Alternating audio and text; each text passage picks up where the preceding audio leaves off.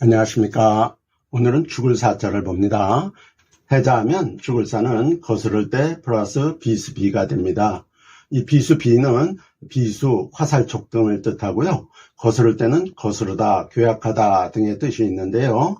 이 거스를 때는 하나, 처음, 첫 등을 뜻하는 한일자에 전역석자를 더한 글자로서 처음, 곧 태초의 어느 저녁 때를 뜻하는 글자인 바, 이는 그때에 아담 하와가 선악과를 따먹음으로 하나님의 명령을 거스른 일이 있었음을 나타내 거스르다, 괴악하다 등을 뜻하는 글자로 삼은 것입니다. 참고로 이와 관련된 창세기 3장 8절은 개역개정에는 그날 바람이 불 때라고 되어 있지만 새번역은 분명히 날이 저물고라고 되어 있고 현대인의 성경은 그날 저녁이라고 명시하고 있습니다. 그리고 거스르다라는 말은 국어사전에 남의 가르침이나 명령 등에 어긋나는 태도를 취하다라고 되어 있습니다. 고로 이 거스를 때는 결국 아담 하와의 불순종을 의미한다 할 수 있겠습니다. 따라서 죽을 사는 아담 하와의 불순종, 곧 거스름으로 인해 비수를 품게 됨을 표현한 글자임을 알 수 있습니다. 아시다시피 이 비수란 은밀하게 가슴에 품고 다니는 장도나 예리한 작은 칼을 의미합니다. 이는 아직 실현되지 않은 채 숨겨져 있는 미완의 죽음을 상징합니다. 한편 우리는 성경을 통해 아담과 하와에게 직면한 인류 최초의 죽음에 대해 잘 알고 있습니다.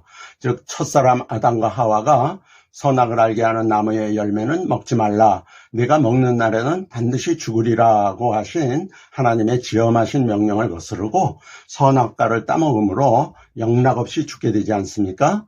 그러나 그들이 그것을 먹은 즉시로 숨이 딱 멎어 죽은 것은 아니었습니다.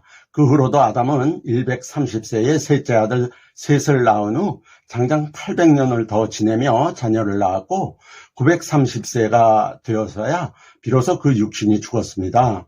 다시 말해 아담과 하와는 하나님의 말씀을 거스르고 선악과를 따먹음으로 하나님께서 경고하신 대로 죽기는 합니다.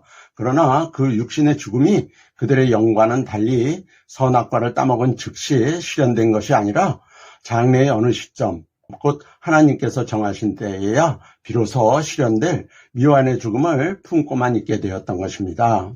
옛사람들은 이처럼 태초의 저녁 때에 있었던 사건, 곧 하나님의 말씀을 거스른 아담과 하와의 불순종을 의미하는 거스릴 대자에 장래의 죽음을 상징하는 비수 비자를 옆구리에 품은 듯 배치함으로써 태초에 하나님의 명령을 거스른 사람이 장차 죽게 될 것을 절묘하게 표현하여 사자를 만든 것입니다. 그리고 이로써 온 인류에게 임하게 된 죽음의 원초적 본질을 나타내어 죽다, 죽음, 다하다 등을 뜻하는 글자로 삼았습니다.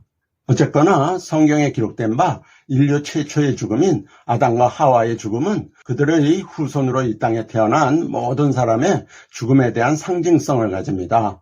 그러므로 첫사람의 죽음에 관한 말씀은 비단 원죄를 범한 장본인인 아담과 하와만의 이야기가 아니라 온 인류에게 공히 적용되는 말씀입니다.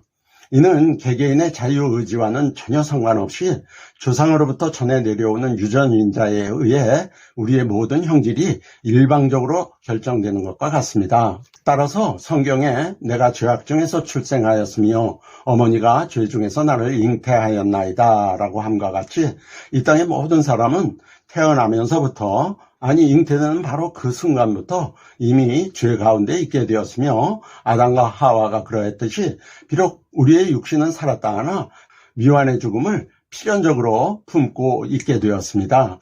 그리하여 모든 인생은 출생과 동시에 기정사실화된 그 죽음의 실현이라는 마지막 순간을 향해 속절없이 달려가고 있는 그런 형국이 된 것입니다. 이 같은 죽음의 속성은 태초에 그러했듯이 어제나 오늘이나 미래에도 동일한 것입니다.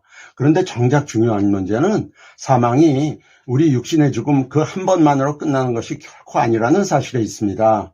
성경에 한 번 죽는 것은 사람에게 정해진 것이요 그 후에는 심판이 있으리니 라고 하셨는데 이는 육신은 이미 죽었더라도 육신 외에 심판을 받아야 할 다른 그 무엇이 존재한다는 뜻이 아니겠습니까? 실로 계시록 21장 8절에는 육신의 사망이 아닌 또 다른 사망, 곧 혼의 사망인 둘째 사망에 관해 분명히 기록하고 있습니다. 시간 관계상 더 이상의 말씀은 드리기 어렵지만 우리는 이에 관해 반드시 성경을 통한 깊은 깨달음과 함께 그리스도께서 우리를 위해 휘장 가운데로 열어놓으신 새로운 살 길로 나아가야만 하는 것은 명확하다 하겠습니다.